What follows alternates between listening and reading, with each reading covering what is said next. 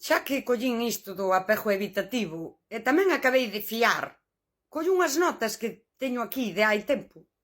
E deses libros da sección feminina que eu teño, que os comprei de segunda man, porque me apetecía ver como era o material didáctico, tomei hai tempo xa unhas notas. E ademais non vou ler literal porque as teño así á miña maneira.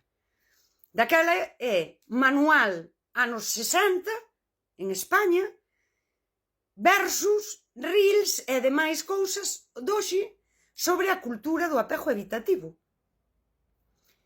E trazo o paralelismo para ver que é exactamente o mesmo machismo, a mesma misoxinia e a mesma propaganda que facía a Falanxe.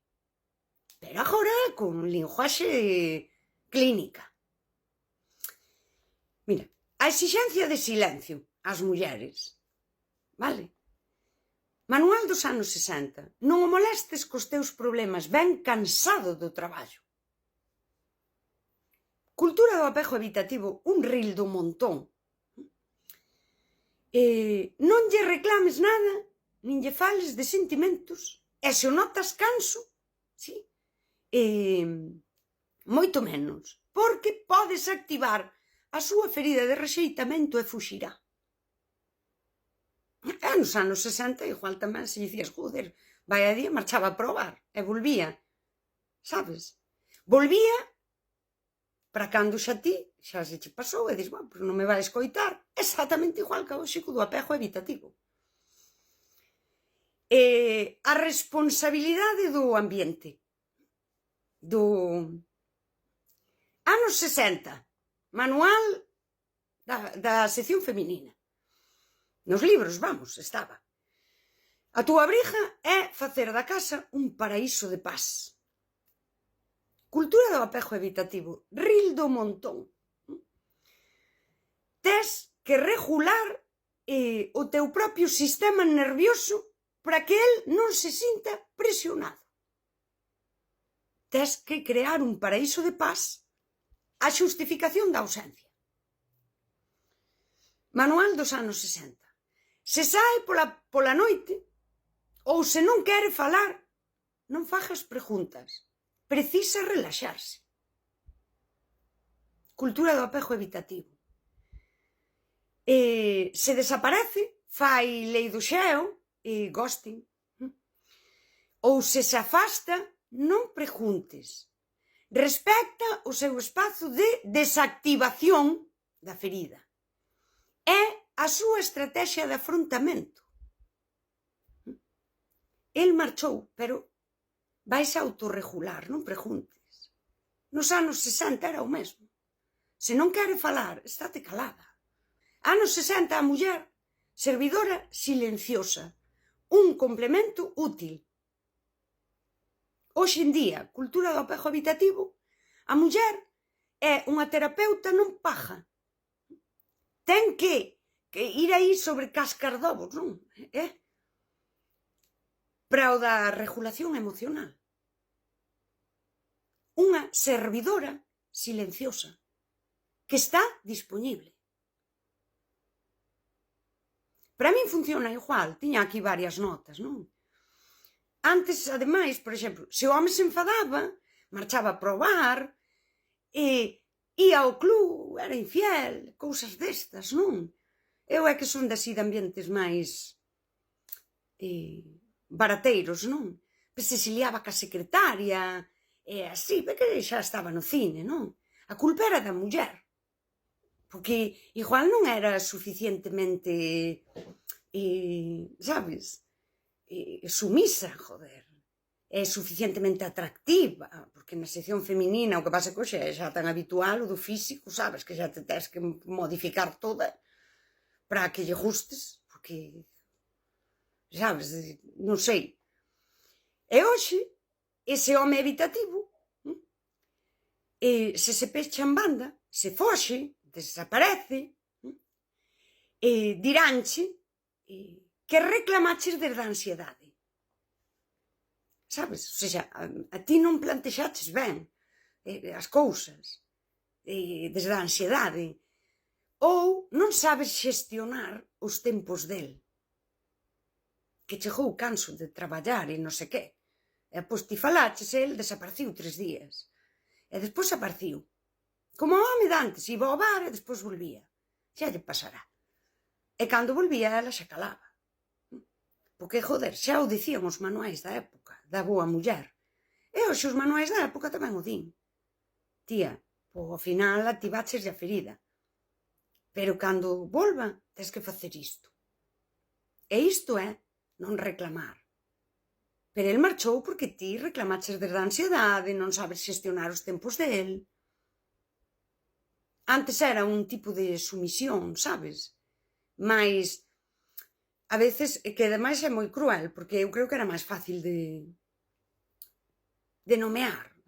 Hostia, tío, está aí a tipa, veña a lavar, veña non sei que, veña tal, a casa, e o tipo non lle val nada. E hoxe é máis difícil de nomear todo isto. E hoxe usase outra linguaxe. E que se a ferida de rexeitamento, que se a autorregulación emocional, o timing. Dicir hoxe, non lle fales do teu malestar porque se lle activa a ferida de abandono, é exactamente o mesmo que a dicir nos anos 60. E cala, non lle fales, porque ele está canso. El ten problemas importantes de verdade. Cando nos anos 60 che dicían, non, que os problemas del eran máis importantes, hoxe dinche que a súa ferida é máis importante. O seu benestar emocional é primeiro co teu. E el non ten que facerse cargo das túas feridas. És ti, que non te sabes vincular. Hostia, é que activas a súa ferida de rexeitamento e a túa ferida de abandono cando o tipo desaparece 3 días, un mes, ou que lle cadre. Porque isto se alarga, vas ter abandonos dun día, de unha semana, dun mes. Pero xa cho dixo a cultura do apego evitativo. O que importa é a súa ferida de rexeitamento. E cada vez que fuxe, a súa ferida de rexeitamento, pero resulta que cada vez que fuxe, activa a túa ferida de abandono. Que xa o dixo, non é de infancia, é unha ferida humana. O normal que sentimos, porque somos así, seres emocionais e todo. Pero o que importa é a del. Anos 60, cando chega a casa de traballar, ti non te queixes das túas cousas, porque el sí que ten problemas importantes. 2026, a súa ferida de rexeitamento é máis importante que a todas as túas feridas. A de rexeitamento, a de abandono, a de traizón, a de humillación, o estado de hipervixianza. O estado de hipervixianza, marcho que me ven o home, sí. Porque cando chegue, ten que estar a cea feita, todo no seu sitio. Que o que pasa na casa, eso é unha cousa que teño que xestionar eu, antes que el non pode velo. E hoxe, que pasa? Eu teño que regularme, baixar eu a ansiedade, antes que ele apareza. É que ademais os reels dino así. Ti tes que sair do modo ansioso para cando volva, ser quen, de estar calladita, que estás máis guapa. E non reclamar, e non explicar o que a ti che provoca todo iso. Porque senón, activas a ferida e vai volver marchar. Estás tamén nun estado de hipervixianza. Antes era que tal, que os nenos non teñan nada tirado. Joder, non dixo nada raro. Cousas que dicían as mulleres como totalmente normalizadas. Incluso aquel voullo dicir a teu pai. Porque os nenos sabían que o pai, cando chegaba e había un pouco de así na casa, enforruñábase. E daquela, esa hipervixianza, que todo estea ben. E hoxe estás tamén en estado de hipervixianza. E máis, e encima tes redes. Sí, e o tipo sabe a que andas.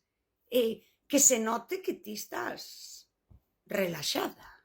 Sí, estás feliz. Porque cando ti estés feliz, el vai vir. Hostia, É que é o mesmo, joder. Non sei se tiña máis cousas por aquí. De ser a mala esposa a ser a ansiosa ambivalente, a tóxica, a intensa, a que exixe, a que pide, a exagerada, a sensible demais, a mala esposa. A mala esposa que cando o marido chega a casa queixase. E ainda se lle queixa de que a mañá deixou aquilo tirado. E isto é igual, marchou 3 días e cando volve, a tóxica e exixente dille: tío, por que faltaches 3 días, que che pasou? Joder, estuve preocupada, estuve agobiada, tío, por que me faz isto, joder? Cona, que, pois mira, nestes 3 días, mira, non sei, enfermou o gato, tuve que leválo a urxencias, e ti non me respondías. Pa que te quero se non che podo contar o meu drama co gato? Hostia, que exixente, que tóxica. A mala esposa de antes é isto, sabes? E a cultura do apego evitativo é o manual da boa esposa. É machismo, é misoxinia, é un manual para que as mulleres sigan sendo sumisas, estean disponibles, normalicen, por exemplo, a infidelidade dantes, non? Joder, é que igual ti non és. E a doxe, por exemplo, pois tamén. Joder, eu vin anuncios de apps onde nas imaxes vai vendo que o tipo marchou con outra. E aquela app explícache como recuperalo. E ti que marchase con outra, a ti xa che dá igual. E máis, aí entran as comparacións. Eu teño que ser mellor que a outra. Que me escolla. E depois, ainda cando pase por diante da outra, ainda lle vou dicir: mira, é meu. É que, joder, chicas, dignidade, cona, dignidade. Porque eu, claro, a min isto reventame a cabeza, non? E digo en serio desde esa dignidade e amor propio. Bueno, xa marchaches, hostia, xa che vou comprar que ti tamén vives no mundo e o patriarcado tacho así. Pero, joder, se marchaches con outra, tío, aquí reventaches todo. Porque eu agora como vou ir por aí contigo, que me dá vergonza. Dame vergonza. E, cona, valiulle igual o tipo. No, pero, que? Mira, fulanita, volviu comigo. Dios cho conserve moitos anos, sabes? É que, joder, Dios cho conserve porque, Dios mío, de mi vida. E, ao final, é unha cousa tamén que xa haberías volver, non? A como parecemos seres primitivos, hostia. Non, eses córtex están mal, funcionamos desde a emocionalidade, somos incapaces mesmo de poñer a nosa dignidade e o noso por diante da emoción de xa está, volviu comigo, dá igual o que pasou. Hostia, pois o crear o vínculo traumático é precisamente o que eles lles vai ben. Entre que vai e ben e non sei que, o teu cerebro está cansado e non pode facer un razoamento tan lóxico como tía. Joder, marchou con outra. A outra sabe quen és ti. Ti sabes quen é a outra. E, hostia, non che dá vergonza. Vale, pois o teu cerebro deixa de poder facer este exercicio. E canto máis dura, máis intermitencia, peor. E non sei, pasarán 10 anos e tamén diremos que as mulleres non son tan listas como eles. Pois, joder, teñen eses cerebros agotados. E os homes, pois, só vos podo dicir o que xa dixen onte, que sois bastante patéticos, joder. Vamos a ver, non estamos nos anos 60. Podedes facelo o favor de ser seres humanos como é debido. E depois, é o que digo, despois ser la mala esposa, como que onte me pon un comentario, a ti xa non te vai querer nadie. Eu pa que quero que me queira un señor que non se pode regular ele emocionalmente? Pa que quero eu un señor na miña vida que a nivel emocional é unha criatura de 5 anos? Eu pregunto, Non me vexo eu adoptando agora señores de 40, 50, 60 anos. Non me vexo. É que eu teño moitas horas de pensamento sobre disto e hasta lín algún libro deses de psicoloxía por curiosidade. E dicía eu, pero joder, antes, non sei, tío, o meu avó. A avoa abríalle, sacáballe a tapa do iogur. E víamos normal que un home, por exemplo, non soubese lavar a súa roupa. Non ían ao lavadoiro. Quedaba viúvo e buscaba outra muller, ou laváballe a irmá, ou se ainda tiña nai. E parecíanos normal que non soubese facer de comer para sí, que non soubese lavar a súa roupa, que non...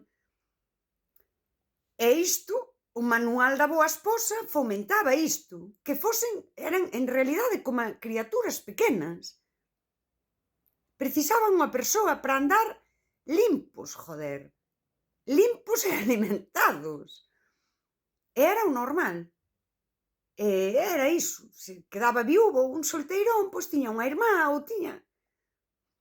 E hoxe, o manual, non, da cultura do evitativo normaliza que un home adulto non teña autoxestión emocional, que non saiba enfrontar as dificultades humanas de joder, de que o tío pasou algo, que non saiba expresar o que lle pasa, como se fose unha criatura que estás aí e queres entender e emperrenchas e frustras e métese no seu cuarto e non quere falar e ti, bueno, pois veña, a ver se lle pasa, a ver se non sei que, e perdoaslle todo, porque, joder, é unha criatura, vale, pois agora normalizamos que un señor adulto non saiba mirar por si a nivel emocional e afectivo.